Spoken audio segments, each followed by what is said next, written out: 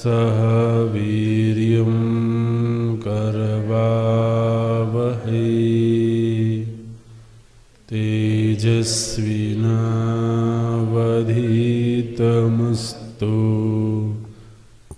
मा विद्विषावहै।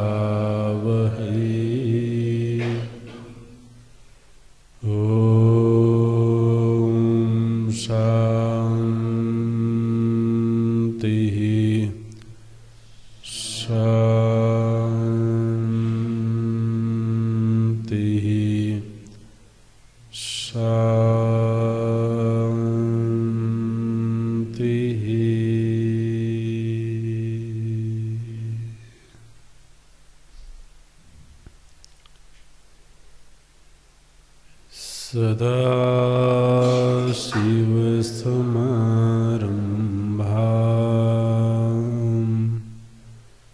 शङ्कराचार्यमध्यमाम्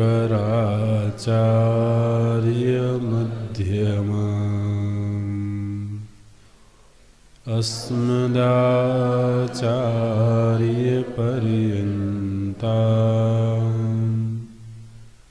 वन्दे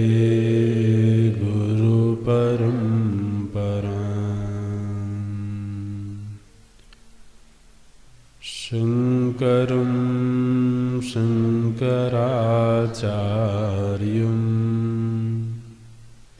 केशवं वादरायणं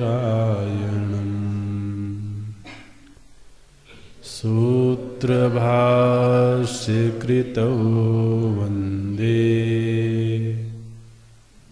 भगवन्तौ पुनः पुनः भगवन्तौ पुनः पुनः।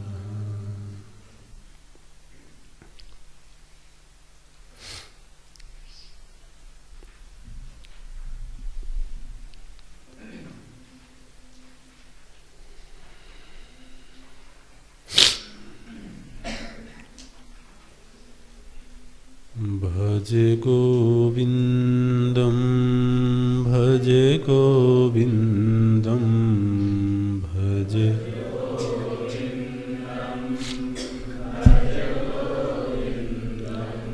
भज गोविन्दं भज गोविन्दं भज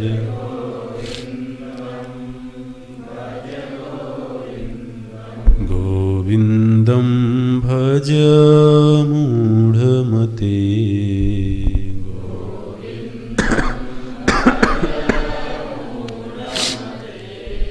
सम्प्राप्ते सन्निहिते काले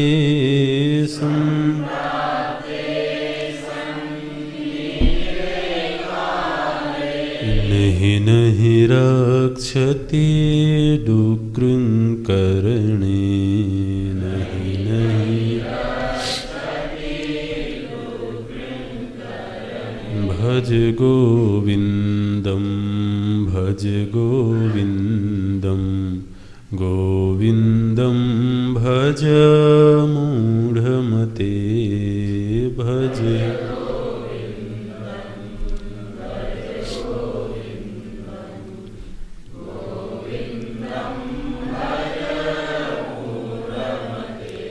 मूढ़ जहि धनागम तृष्णा मूढ़ जहि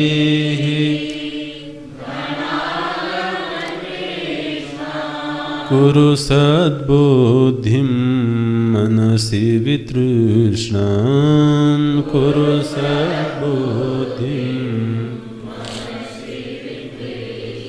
यल्लभसे निज कर्मोपात्तं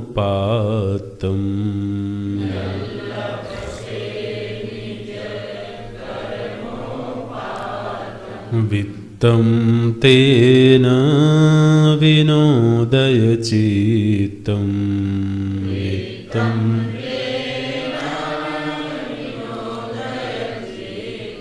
भज गोविन्दं भज गोविन्दं गोविन्दं भज भज मूढ़मते भज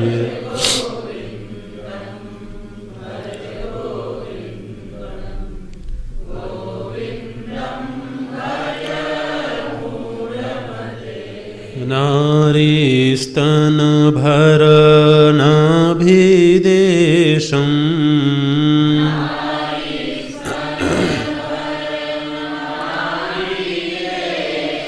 दृष्ट्वा मगामोहावेशं दृष्ट्वा मगा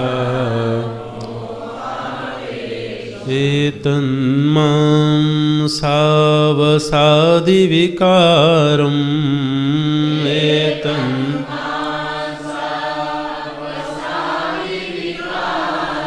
मनसि विचिन्तय बारम्बारं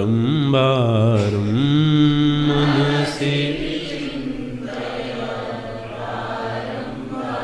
भज गोविन्दं भज गोविन्दं गोविन्दं भज मूढमते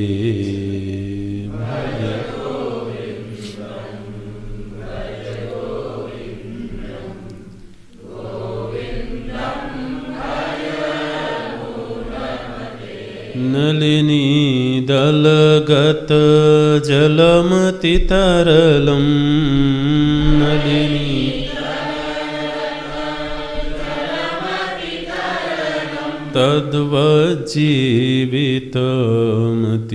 तद्वज्जीवितमतिशयचपलं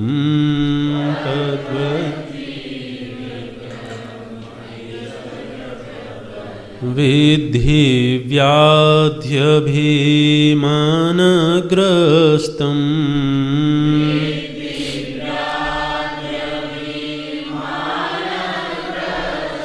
लोकं शोकहतं च समस्तं लोकं भज गोविन्दं भज गोविन्दं गोविन्दं भज मूढमते भज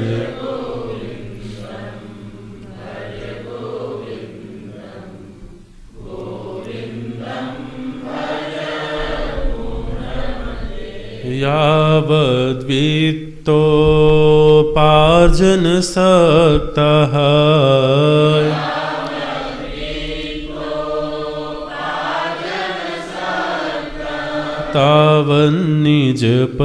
तावन्निजपरिवारो रक्तः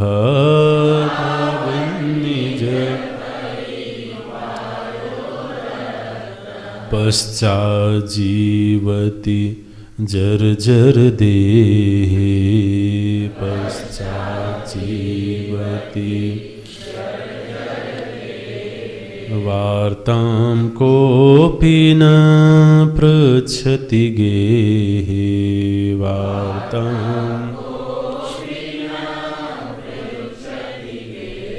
भज गोविन्दं भज गोविन्दं गोविन्दं भज मूढमते भज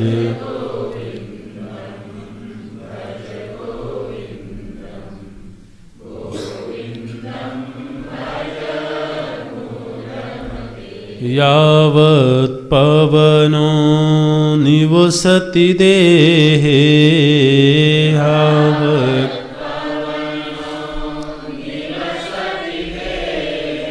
तावत् पृच्छति कुशलं गेहे तावत् पृच्छति गतवती वायु देहापाये गतवती भार्या बिभ्यते तस्मिन् काये भार्या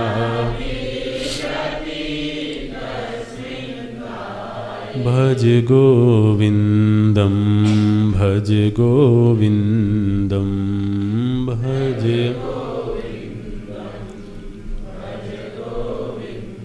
गोविन्दं भज मूढमते गोविन्दं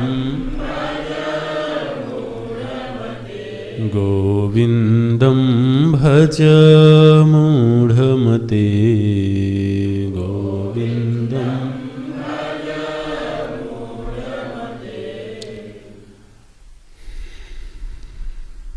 गोविन्दं भज।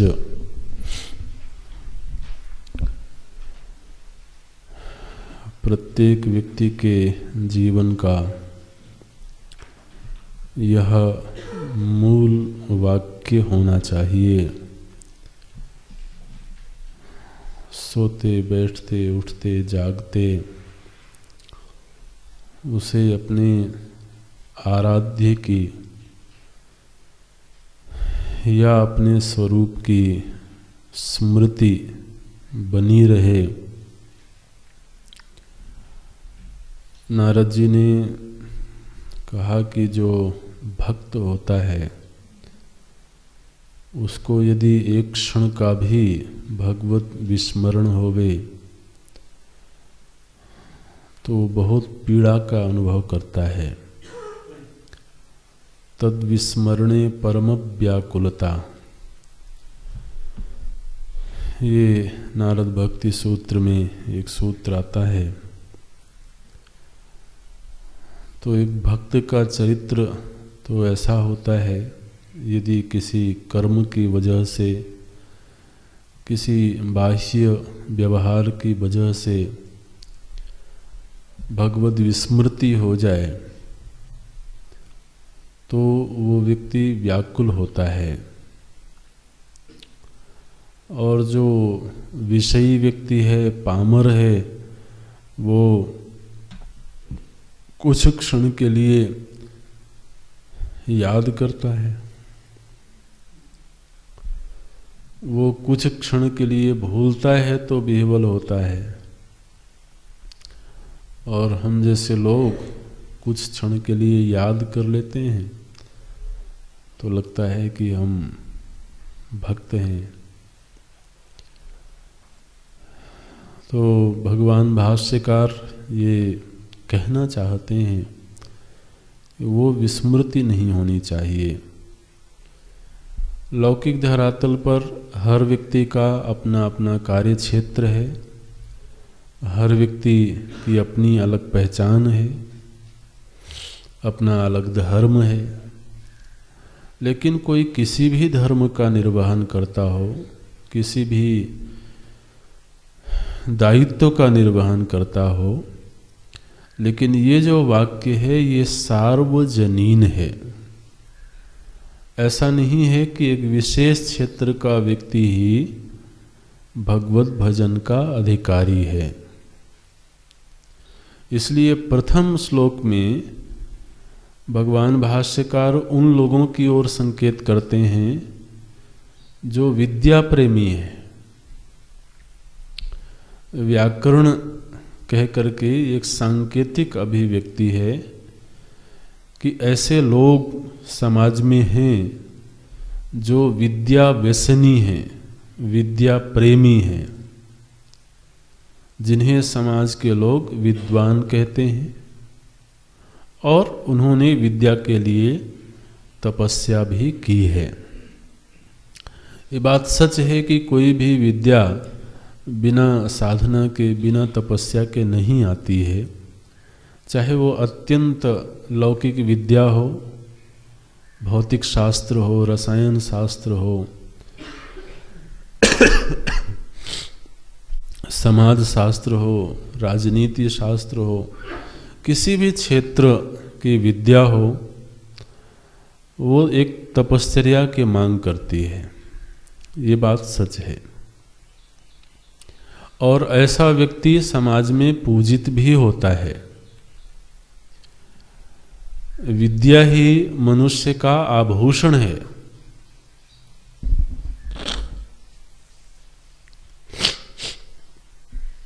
तो ये तो बड़े गौरव की बात है अगर किसी के पास में विद्या है, विद्वता है। तो साधारण व्यक्ति तो नहीं है वो। किसी के पास में साहित्य सृजन की विद्या है, काव्य रचना की सामर्थ्य है, तो एक बड़ी बात है, व्यक्ति को गौरव की प्राप्ति होती है और ऐसे लोगों को हर समाज में होना चाहिए। समाज में जो साधारण लोग होते हैं वो भी समाज के लिए जरूरी हैं, लेकिन चिंतकों की भी समाज को बड़ी आवश्यकता है। तो महाभारत में कहा गया, नसा सभा यत्र न सन्ति वृद्धाः। वो सभा अच्छी सभा नहीं मानी जाती है जिसमें कोई वृद्ध ना हो। वृद्ध माने केवल शरीर वृद्ध नहीं, ज्ञान वृद्ध को भी वृद्ध कहा जाता है। यदि कोई व्यक्ति शरीर से कम उम्र का भी हो, लेकिन यदि ज्ञान की दृष्टि से वो बड़ा हो तो वो भी वृद्ध कहलाता है। तो भगवान वेदव्यास जी ने कहा, नसा सभा यत्र न सन्ति वृद्धाः। तो सभा गरिमामयी सभा नहीं मानी जाती है जिसमें कोई विद्वान बड़े व्यक्ति ना होवे। इसीलिए सब शहरों में, समाज में जब कोई सभा का आयोजन होता है तो उसमें ऐसे लोगों को आमंत्रित किया जाता है। उनके होने से उस सभा की गरिमा बढ़ती है। तो एक बड़ी बात है, किंतु उसमें जो दोष वाला क्षेत्र है वो क्या है कि वो विद्वता, वो उपलब्धि व्यक्ति के भगवत भजन में सहयोगी है या बाधक है। क्योंकि कई बार ऐसा देखा जाता है कि वो भगवत भजन को बड़ी हेय दृष्टि से देखता है। एक बड़ी विचित्र स्थिति देखने को मिलती है। माने अगर कोई अच्छा ज्योतिषी है तो उसे ये मालूम है कि जो भी जीवन में घटना घट रही है वो उसमें कोई अदृष्ट का हाथ है। वो अदृष्ट चाहे प्रारब्ध होवे, चाहे कोई दैवी शक्तियां होवे, जो कोई भी हो, ये उसे बड़ी अच्छी तरह से मालूम है। लेकिन जब भगवत भजन की बात हो तो वहां जरा वो व्यक्ति पीछे रहता है। तो ऐसे व्यक्ति के ऊपर मानो कि भगवान भाष्यकार चोट मारते हैं। पहला जो श्लोक है वो किस व्यक्ति की ओर संकेत है? समाज के वो लोग, केवल आप वैयाकरणी को मत लेना, समाज के वो लोग जो विद्वान हैं, जो समझदार हैं, जो प्रतिष्ठित हैं। लेकिन ऐसे प्रतिष्ठित व्यक्ति भी कई बार क्या अधिक बार ऐसा देखा जाता है कि वो भगवत विमुख रहते हैं। और कई बार तो अभी आप वर्तमान समय में जो हमारे मूर्धन्य साहित्यकार हैं तो वो वामपंथी दिखाई देते हैं महाराज। दिल्ली के लोग ज्यादा परिचित होंगे ऐसे लोगों से। तो उनके सामने कोई धर्म की बात हो, कोई भगवत भजन की बात हो, विद्वान बहुत हैं, इसमें कोई दो राय की बात नहीं है।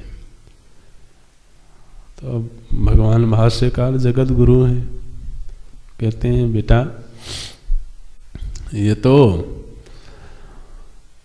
लौकिक उपलब्धियों के लिए बहुत अच्छा है, लेकिन ये तुम्हें मृत्यु से नहीं बचा सकता है। ये जो अपने आप में मरण धर्मा वृत्ति बनी हुई है, इसका निवारण तो ये नहीं कर सकता है। इसलिए भगवत भजन को कभी भी मत भूलना है। जो दूसरा श्लोक है वो समाज के उन लोगों की ओर संकेत करता है जो व्यापारिक वर्ग से हैं। बोलते हैं मूढ़ जही ही धनागम तृष्णाम कुरु सद्बुद्धिम मनसि वितृष्णाम यल लभसे निज कर्मोपात्तम वित्तम तेन विनोदय चित्तम। बोले अरे मूढ़, धनागम तृष्णाम जही, धन के लोभ को धन आगम। अब निश्चित रूप से लोभ उसी का होता है जो आने वाला हो, जो पहले से है उसका लोभ थोड़ी होता है। तो यद आगम धनम अस्ति, जो आने वाला धन है उसका जो लोभ है, जो तृष्णा है, उसको त्याग दो। जही इह, इहैव जही, इसी शरीर में रहते हुए क्या बोलते हैं, मूढ़ जही ही, जही इहि, यहीं पर धन आगम तृष्णाम, धन की तृष्णा को तो छोड़ दो। बोले कैसे छोड़ दें, ये होगा कैसे? बोले ये तब होगा जब मन में पहले तो तुम विवेक करोगे, कुरु सद्बुद्धि, सद्बुद्धि का अर्थ है विवेक, और फिर मनसी वितृष्णाम, विवेक होगा तो फिर विवेक का परिणाम वैराग्य है। वितृष्णा माने वैराग्य, विगत तृष्णा इति वितृष्णा।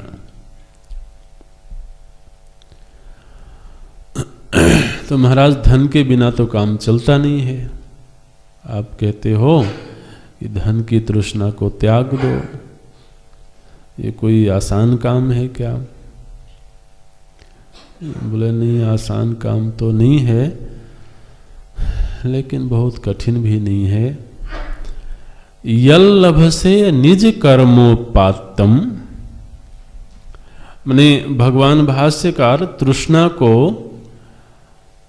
थोड़ा सा अलग करते हैं। संकेत यह है कि तृष्णा अगर अवैध की ओर होवे, माने अपने कर्म से अर्जित जो ऐश्वर्य है, अपने पुरुषार्थ से अर्जित जो ऐश्वर्य है, वो तो ठीक है, वो संग्रहणीय है, वो उसकी जरूरत है, आवश्यकता है उसकी। यल लभसे निज कर्मोपात्तम, निज कर्म उपात्तम इति, अपने कर्म से अर्जित किया हुआ। ये ऐसे विच्छेद करेंगे तो शब्द समझ में आएंगे। निज कर्म उपात्तम वित्तम, जो वित्त अपने कर्म से उपार्जित किया हुआ है, तेन वित्तेन चित्तम विनोदय, उसी वित्त में अपने चित्त को लगाना चाहिए, उसी धन में अपने आप को निवेश करना चाहिए, नियोजित करना चाहिए। अब देखिए ये जो श्लोक है ये समाज के उस श्रेष्ठी वर्ग की ओर संकेत करता है जो समाज का पोषण करते हैं। माने समाज में और शास्त्र ने एक व्यक्ति को ये अधिकार दिया है कि वो व्यक्ति धन का अर्जन करे, क्योंकि धन मानव जीवन की एक बड़ी मूलभूत आवश्यकता है, जरूरत है, तो उसकी उपेक्षा नहीं की जा सकती है, उसकी निंदा नहीं की जा सकती है। चाहे कोई पारिवारिक आयोजन हो, सामाजिक आयोजन हो, या कोई धार्मिक आध्यात्मिक आयोजन हो, धन की भूमिका तो सर्वत्र है। जीवन को सुखपूर्वक संचालित करने के लिए धन की आवश्यकता है। धन है तो व्यक्ति अपने आप को सुरक्षित महसूस करता है, समाज सुरक्षित होता है और विकासोन्मुखी होता है। तो कम से कम समाज में कुछ लोग तो ऐसे होने ही चाहिए जो धनार्जन के लिए प्रयत्न करने वाले हों, एक सार्थक प्रयत्न करते हों। क्योंकि आप जानते हैं किसी भी समाज की जो प्रतिष्ठा है या किसी भी देश की जो प्रतिष्ठा है वो धन से भी आंकी जाती है। सुरक्षा आदि की जो सामग्री है वो भी धन के बिना तो कैसे हो सकती है। तो इसलिए धनियों की आवश्यकता तो है समाज में। प्राचीन काल में उनको श्रेष्ठी कहा करते थे, श्रेष्ठी वर्ग ऐसे। तो एक व्यापारिक वर्ग का समाज में होना अनिवार्य है। भगवान भाष्यकार का संकेत ये है कि ये व्यक्ति, परिवार और समाज, राष्ट्र के लिए एक अनिवार्य भूमिका निभाता है, लेकिन साथ ही साथ व्यक्ति को ये बिल्कुल नहीं भूलना है कि जीवन का ये अंतिम सत्य नहीं है। इस बात को यदि व्यक्ति भूलता है तो शायद वो तो अपने साथ में अच्छा नहीं करता है। तो पहली बात तो यह है कि भगवान भाष्यकार ने कहा कि तृष्णा का त्याग करो। तृष्णा एक ऐसी वृत्ति है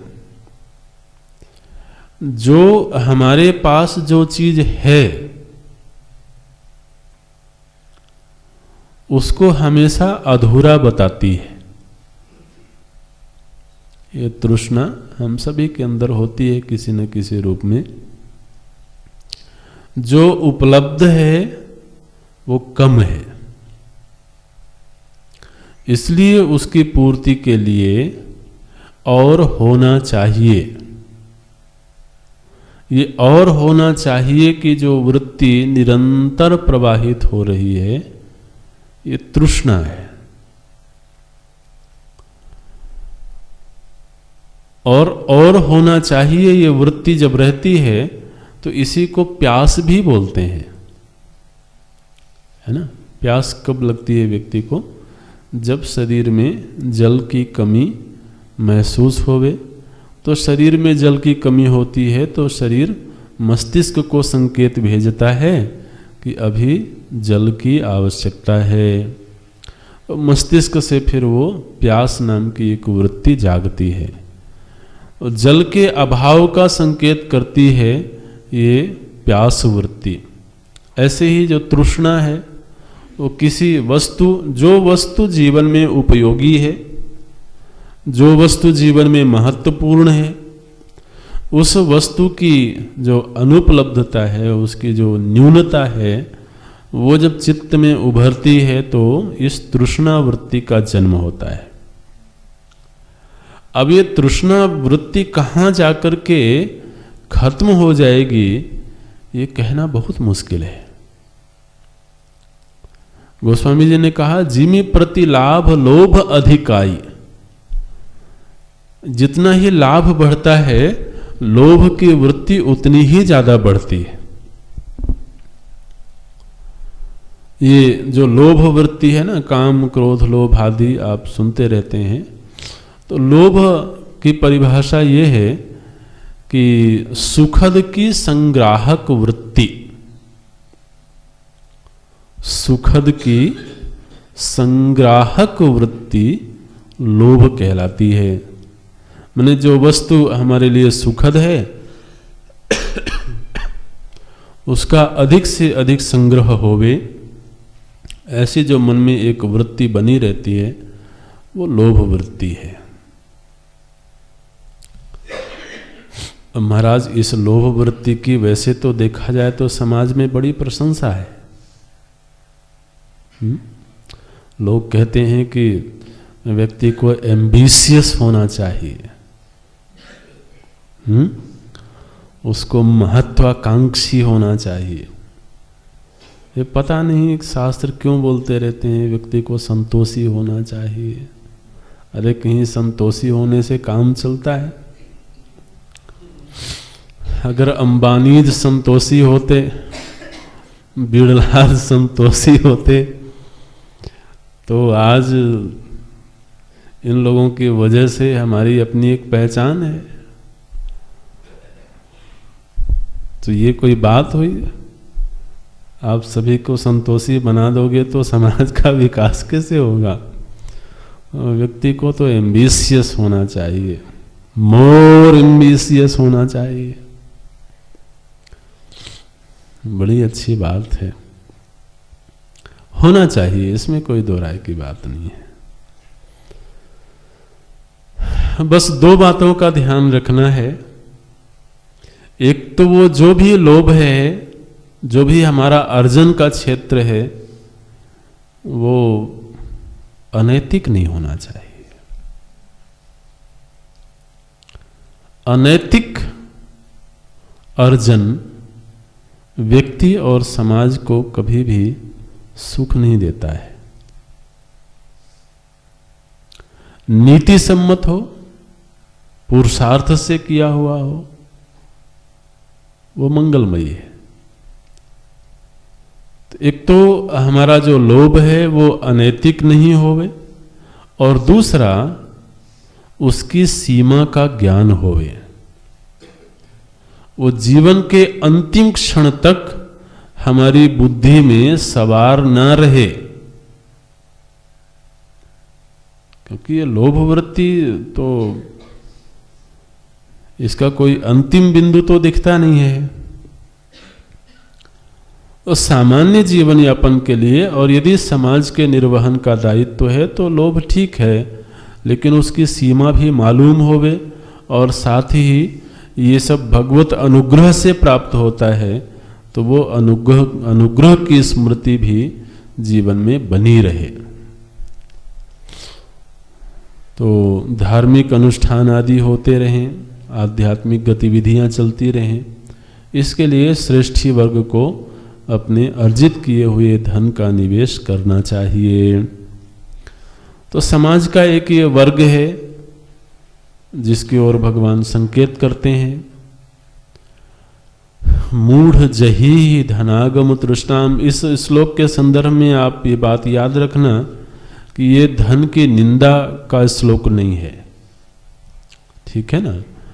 ये इसमें जो संकेत किया गया है, यल्लभ से निज कर्मोपात्तम, अपने कर्म से उपार्जित जो धन है उसके लिए भगवान मना नहीं करते हैं, बल्कि वो कहते हैं तेन चित्तम विनोदय। चित्त, एक व्यक्ति का चित्त होता है, जो चित्त जब तक धन सामने ना हो तब तक उसको मजा नहीं आता है। इसी को वैश्य वृत्ति कहते हैं शास्त्रीय भाषा में। इसके लिए एक वृत्ति है वैश्य वृत्ति। तो वृत्ति क्या है कि सामने जब ऐश्वर्य होता है, धन होता है, जरा कड़क कड़क नोट होते हैं तो व्यक्ति का दिल खुश होता है। अब अगर उसी में खुशी मिलती है तो भगवान मना कैसे कर सकते हैं? क्या बोलते हैं? तेन चित्तम विनोदय। उसमें अपने चित्त को रमाओ, कोई दिक्कत नहीं है। लेकिन वो जो धन है कैसा होना चाहिए? निज कर्मोपात्तम। नहीं तो महाराज कैशियर के हाथ में भी बहुत धन होता है, रोज ही लाखों का वारा न्यारा करता रहता है इधर से उधर। तो वो निज कर्मोपात्तम तो नहीं है। आप देखिए, मना इस बात को नहीं किया गया है क्योंकि वैश्य वृत्ति का पोषण हो ही नहीं सकता है जब तक कि वो इस क्षेत्र में आगे ना बढ़े। तो उसमें दो ही शर्तें दिखाई देती हैं, एक तो विहित होवे और दूसरा उसकी सीमा का ज्ञान बना रहे। यही अंतिम सत्य नहीं है, एक सीमा तक जाकर के इससे भी निवृत्ति लेनी है, और जो जीवन का अंतिम लक्ष्य है गोविंदम भज, इसको विस्मृत नहीं करना है। तो प्रथम श्लोक तो हमने देखा विद्वत वर्ग के लिए, दूसरा जो श्लोक है वो लोभ वृत्ति, मुख्य रूप से लोभ वृत्ति जिनके अंदर है, ज़्यादा मात्रा में है, उनके लिए एक सावधानी की बात करते हैं। और जो तीसरा श्लोक है एक कामवृत्ति की चोट है। कामवृत्ति के ऊपर एक आप समझिए कि चोट मारी गई है। समाज में ये भी देखने को मिलता है, व्यक्ति कई बार कामवृत्ति का इतना गुलाम हो जाता है कि महाराज वो अपना धर्म, अपनी मर्यादा, वो सब कुछ छोड़ने को राजी हो जाता है। हालांकि जो कामवृत्ति है एक क्षणिक वृत्ति है,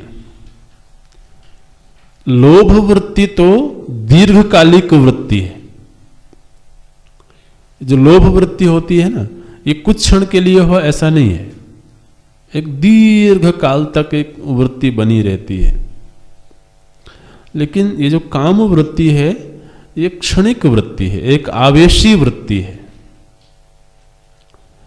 तो जब व्यक्ति इस काम वृत्ति से पीड़ित होता है, आहत होता है, तो वो उसका चित्त इस तरह से आवेश से भर जाता है कि वो कई बार अपनी पहचान के अनुसार जो उसकी धर्म है, उसकी मर्यादा है, वो उसको तोड़ने लगता है, उसको भुलाने लगता है।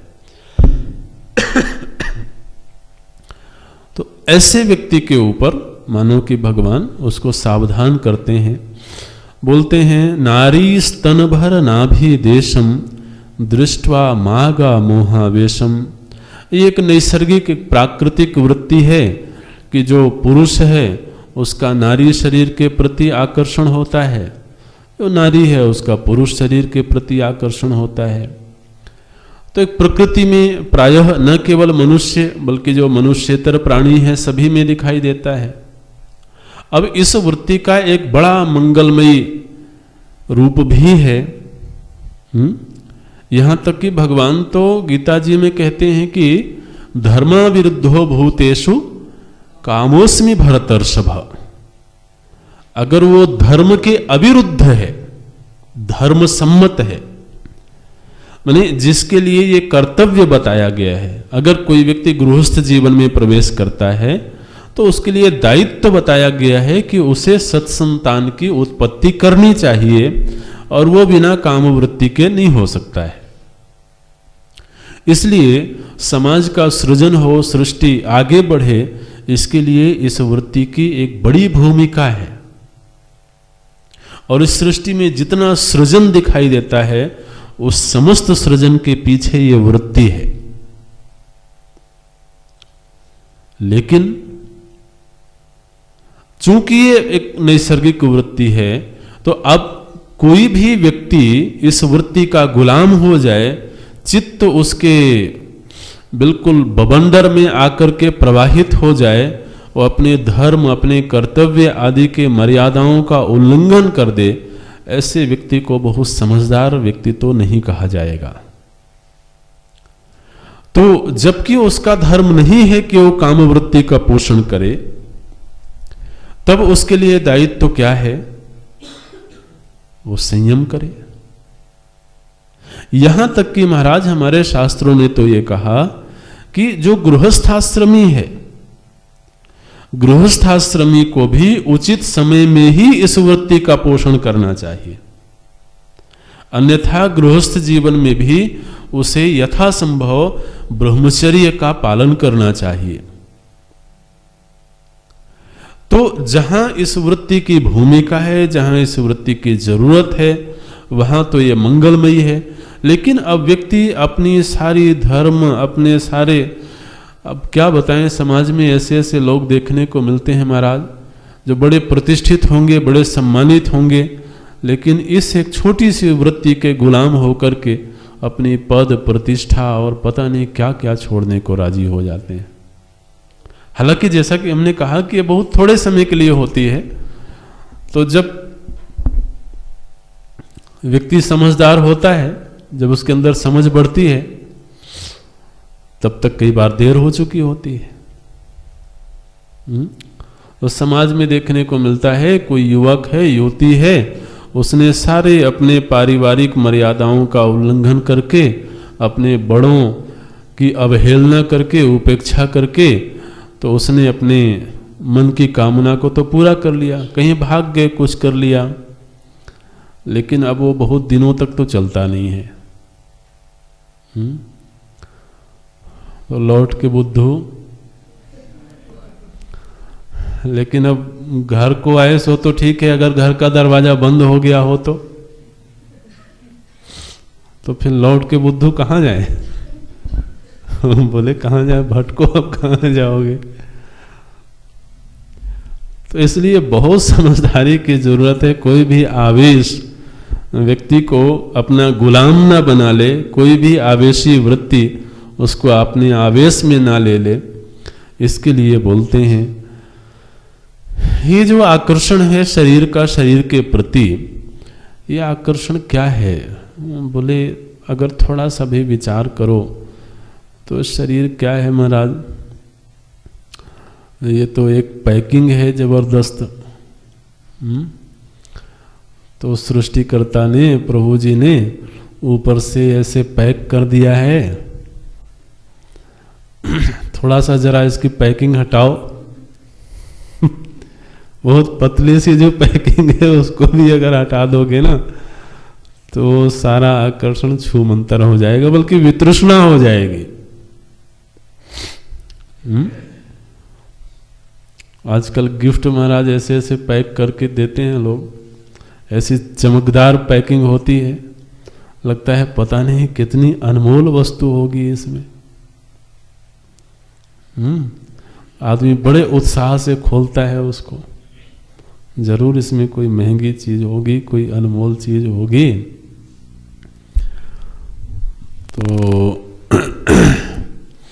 जब खोल करके देखा तो पता लगा, अरे ये तो वही घड़ी है जो मैंने फला व्यक्ति को दिया था।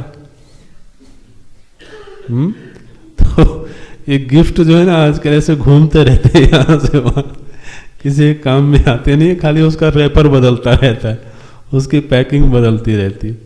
तो हमने दिया किसी अपने मित्र को, उस मित्र ने किसी और को दिया, उसने तीसरे को, लौट करके फिर वो हमारे पास। कभी ऐसा भी हो सकता है। तो आप तो महाराज कचरा भी बहुत अच्छी तरह से पैक कर दो, तो बड़े आकर्षण का विषय बन जाएगा। बोलते हैं कि इसमें कोई बहुत आकर्षण की बात। एतन मांसावसादि विकारम, अरे क्या है शरीर, क्या है शरीर के प्रति ऐसा आकर्षण क्यों? ये तो क्या है, रक्त मांस चर्बी आदि का एक गठरी है। अब ये तो भला है कि प्रभु जी ने थोड़ा पैकिंग ऐसे कर दी है कि व्यक्ति को थोड़ा ठीक ठाक लगता है, अन्यथा महाराज अपने ही शरीर से भी तृष्णा हो जाए। पक्की बात है, अगर अपने ही शरीर के इस बाह्य आवरण को हटा दिया जाए तो अपना ही शरीर बड़ा हेय लगने लगेगा। तो सभी शरीरों की यही कहानी है। इसलिए ऐसे शरीर के प्रति आकर्षित होना, और इतना आकर्षण कि वो हमें धर्मच्युत कर दे, हमें अमर्यादित बना दे, ये कोई समझदारी की बात तो नहीं है। इसलिए बोलते हैं मनसी विचिंतय बारंबारम, जब जब भी ये वृत्ति जागे तब तब मन में चिंतन करो कि वृत्ति जिस वस्तु के लिए जाग रही है उस वस्तु में वाकई में क्या आकर्षण जैसी कोई चीज है, या ये केवल तो बाह्य आकर्षण ही है। ओ एतन मांस अवसादि विकारम मनसी विचिंतय बारंबारम, तो ये संकेत जो है ये काम वृत्ति के ऊपर एक तरह से चोट है। नहीं, कोई भी वृत्ति व्यक्ति को अगर अपने लक्ष्य से च्युत कर दे तो उसकी प्रशंसा तो किसी भी कीमत पर नहीं की जा सकती है। अगले श्लोक में बोलते हैं, ये तो जो आकर्षण है ये दूसरे शरीर के प्रति है। अब देखिए, जो लोभ है वो दूसरी वस्तु के प्रति है, जो काम है वो दूसरे शरीर के प्रति है, लेकिन व्यक्ति को कभी अपने शरीर और अपने जीवन के विषय में भी चिंतन करना चाहिए।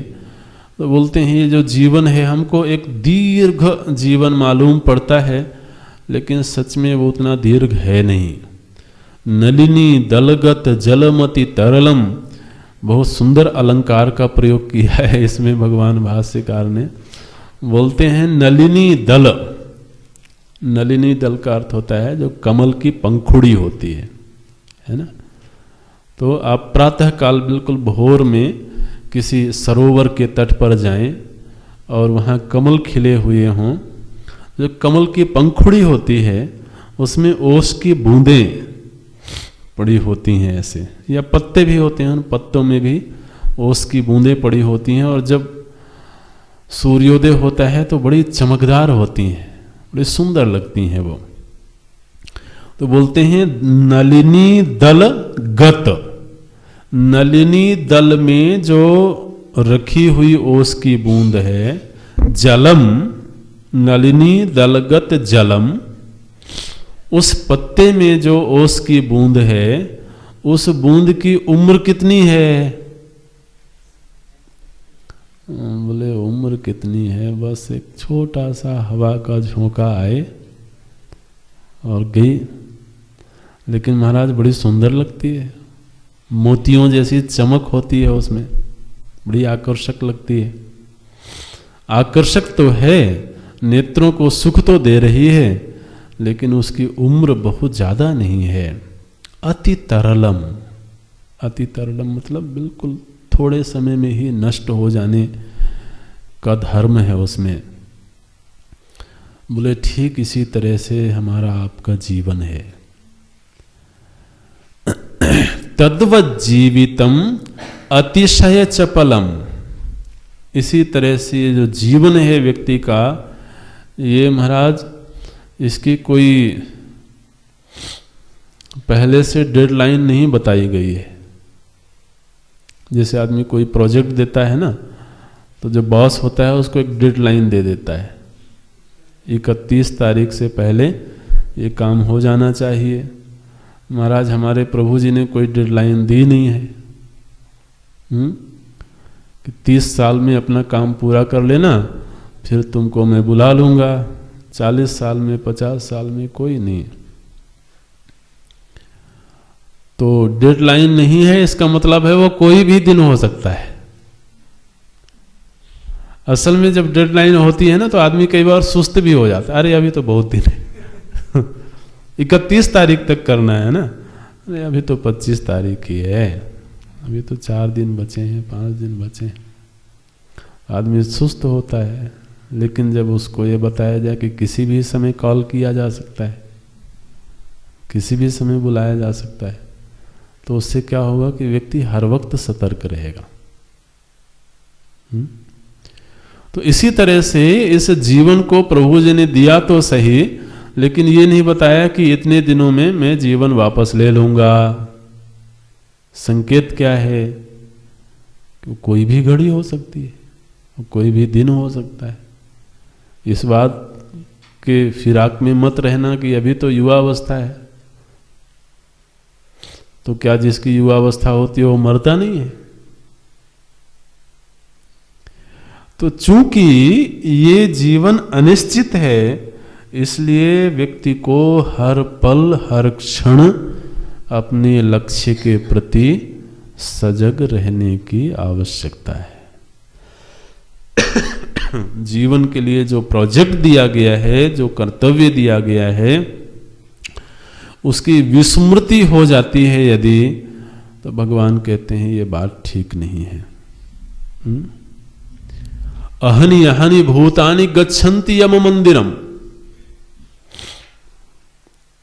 महाभारत में महाराज युधिष्ठिर से यक्ष ने पूछा, आपने देखा है सीरियल में, तो जो यक्ष है वो महाराज युधिष्ठिर से पूछता है, बहुत सारे प्रश्न करता है।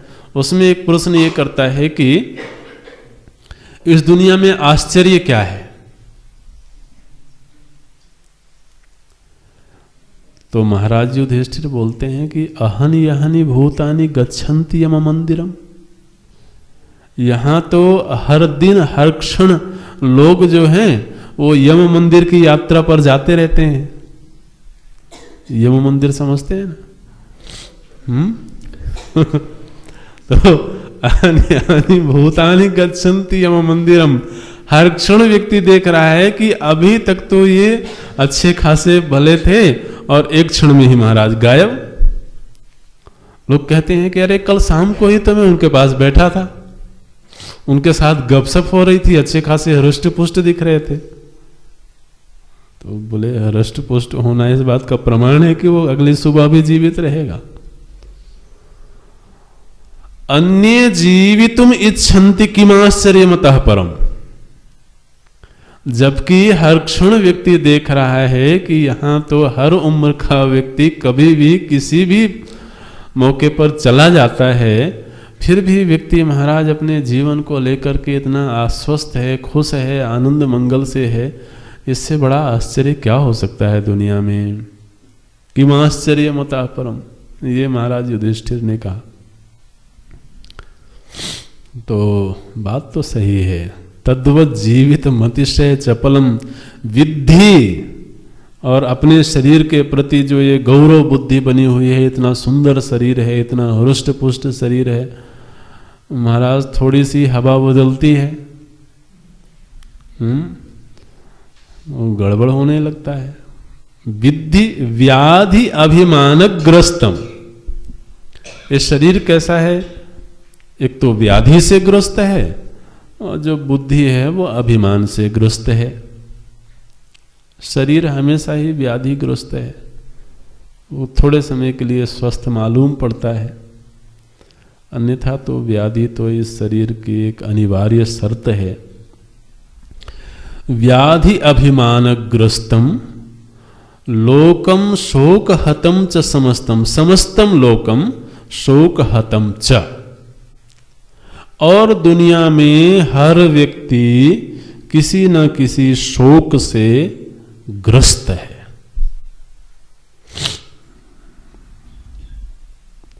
अब देखिए शोक क्या वृत्ति है। इस शोक की बड़ी चर्चा हुई है हमारे शास्त्रों में। शोक माने होता है जो हमारा सुखद था उसका वियोग हो गया। सुखद का वियोग हो जाने पर जो वृत्ति पैदा होती है उसका नाम है शोक।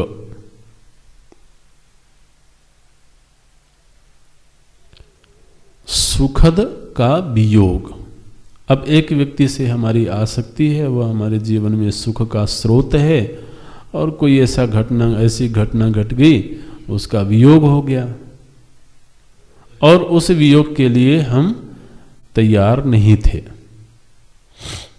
तो उस समय पर जो वृत्ति उदित होती है उसका नाम शोक होता है। अब दुनिया में ऐसा कोई भी व्यक्ति बताओ जिसके जीवन में ये स्थिति ना आती हो। वो तो कदम कदम पर आता ही रहता है महाराज। तो इसलिए कहते हैं समस्तम लोकम शोकहतम। जो चित्त है वो अभिमान का गुलाम है और इसलिए वो डंडे भी खाता रहता है, और शरीर व्याधियों का गुलाम है। इसलिए ना तो शरीर बहुत प्रशंसा की बात है, ना अभिमान युक्त चित्त बहुत प्रशंसा की बात है, और ये जीवन अपने आप में ही बहुत दीर्घकालिक है नहीं, अस्थायी है। इसलिए जबकि यही हमारे इस जीवन का सत्य है, तो हम यदि अपने लक्ष्य को भुला करके और यूं ही जीवन को गुजारते हैं तो ये बहुत अच्छा विचार नहीं है, समझदारी पूर्ण जीवन नहीं है। तो जीवन तो समझदारी का यही है कि भज गोविंदम, है ना। व्याधि से ग्रस्त हो या स्वस्थ हो, गोविंद का भजन क्यों छोड़ना। जो मुख्य कार्य है वो होना चाहिए, वो नहीं छूटना चाहिए। बाकी तो ठीक है। अभिमान से या व्याधि से या किसी भी बात से आत्यंतिक मुक्ति तो हो ही नहीं सकती है। जो जिस धरातल का सत्य है उसको स्वीकार करना चाहिए। इसलिए विद्धि व्याध्यभिमान ग्रस्तम लोकम शोक हतम च समस्तम भज गोविंदम भज गोविंदम। ओम